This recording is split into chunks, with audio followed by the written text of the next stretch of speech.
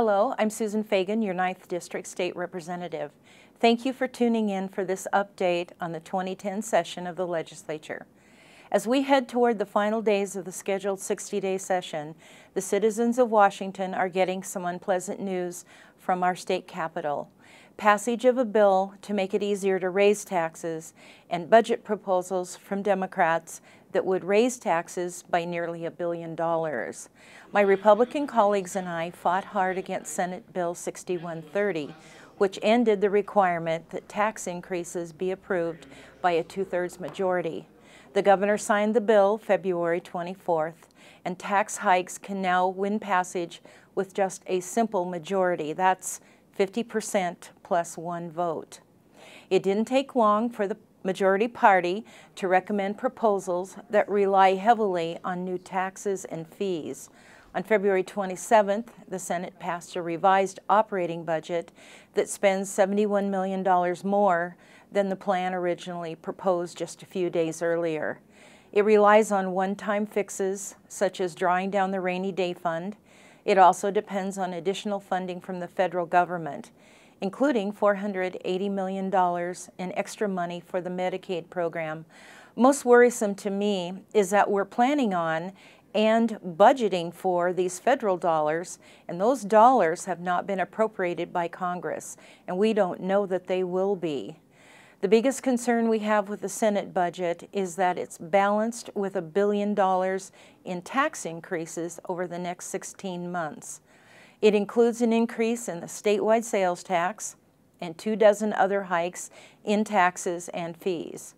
By comparison, House Democrats have unveiled their own tax plan, and while it does not include a general sales tax increase, it's $853 million the state economy doesn't have and can't afford.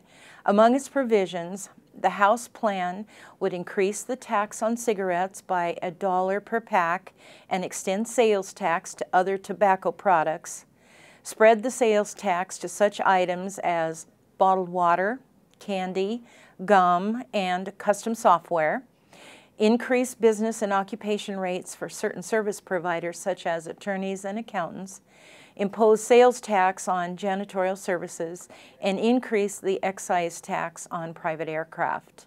In both cases, these budgets depend on one-time funding, transfers from our state accounts and reserves, and neither does anything to address Washington State's long-term fiscal problems. The House Finance Committee began consideration of the proposal on March 2nd, and a vote by the full House is expected within a few days. The tax proposals I mentioned a moment ago are getting the most attention so far, but the full list is breathtaking. There are currently 77 bills in the House that, when combined, would increase taxes and fees by more than $3 billion in the next fiscal year. These same proposals would amount to more than $11 billion in the next biennium. Two tax proposals that we are watching carefully would hit the agriculture industry.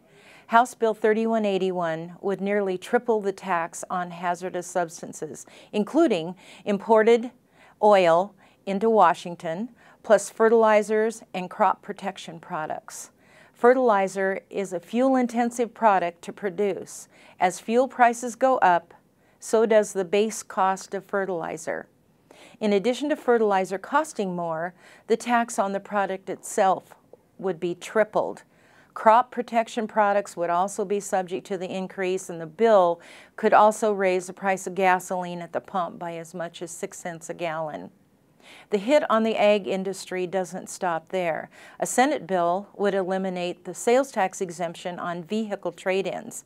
That's another big-ticket item for our farmers. For example, if a dealer gives a farmer $10,000 for his trade-in on a new $40,000 truck, the buyer would have to pay sales tax on the full $40,000 price rather than the $30,000 difference.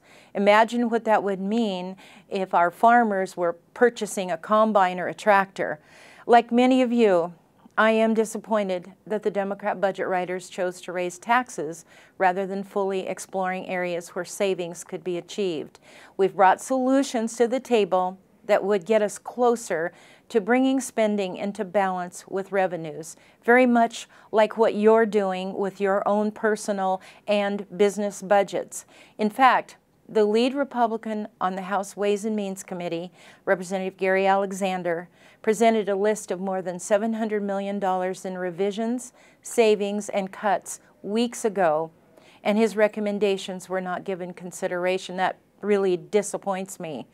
Our economy is struggling to climb out of recession. Businesses and families are hurting.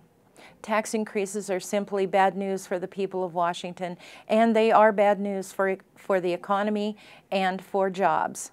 We owe the citizens of Washington no less than our continued best efforts. However, time is running out, and the session is scheduled to conclude March 11th. Your messages, your emails and phone calls and letters carry a common theme. Government should live within its means. You can rely on me, you can count on me to do everything I can to ensure that your voice is heard. I'm Representative Susan Fagan. Thanks for watching.